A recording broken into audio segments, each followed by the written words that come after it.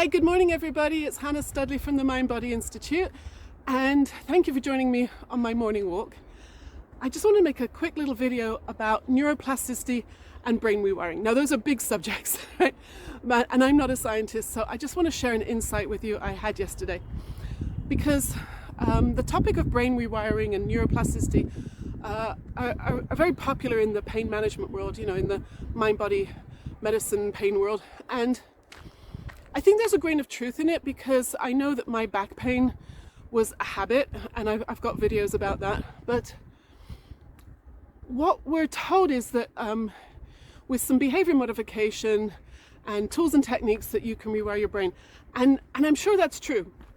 And if it's helping you, that's fantastic. You know, we really don't want anybody to suffer. So if you're doing something that's working for you, that's fantastic. But the insight I had yesterday was kind of going a little bit deeper. I'm just going to pause for a minute because I'm walking uphill. And what I found was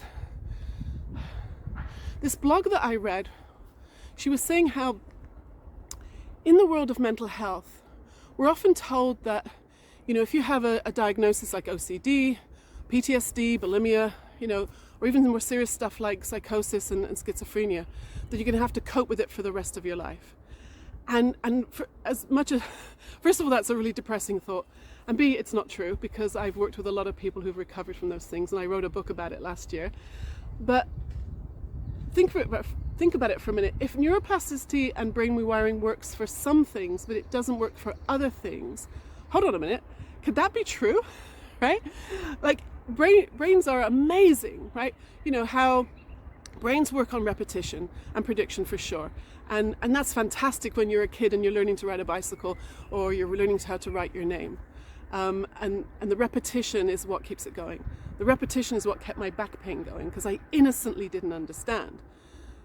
But now I'm learning more and more about how the brain works.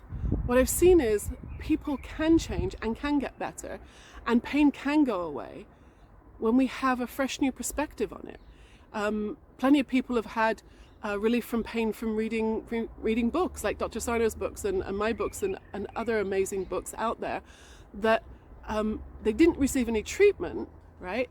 Their pain went away because they started to understand how it works. And you could call that brain rewiring or neuroplasticity, meaning they got curious.